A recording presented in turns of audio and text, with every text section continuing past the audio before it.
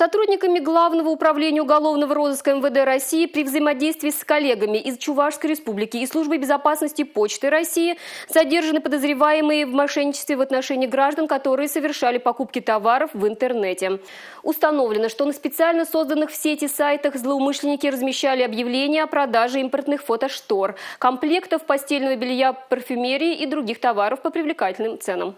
После того, как клиенты оставляли заказы, сообщники звонили им, уточняли анкетные данные, условия доставки товара и форму оплаты. Как только посылки поступали в почтовые отделения, они снова выходили на связь, представляясь уже сотрудниками Почты России, и предлагали забрать заказ, оплатив его наложенным платежом. Получив посылки, заказчики обнаруживали в них вместо ожидаемых товаров или бутылочки с антисептическим средством, или недорогие бытовые предметы. Вернуть затраченные средства потерпевшие не могли, так как телефоны аферистов были отключены, а на сайтах не указывалось никакой контактной информации.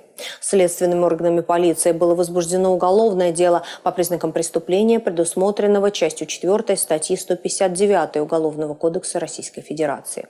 В результате оперативно-розыскных мероприятий предполагаемый организатор противоправной деятельности и 3 его сообщников задержаны. В 2 арендованных ими в Москве офисных помещениях, а также по другим адресам в столичном регионе и Ставропольском крае одновременно была проведена серия обысков. Изъяты электронные носители информации, сим-карты и карты кредитных учреждений, денежные средства, доверенности и иные документы, имеющие доказательственное значение.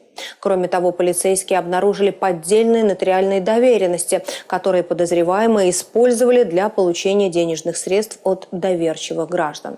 По оперативным данным, в период с апреля прошлого года по январь 2022 года в сети, которые расставлены фигурантами, попали почти 200 жителей ряда регионов России. Точное количество пострадавших еще предстоит установить нашим сотрудникам, так как по имеющимся сведениям подозреваемые отправляли до 100 посылок в день.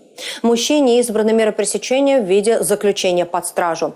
Его сообщница находится под подпиской о невыезде и надлежащем поведении.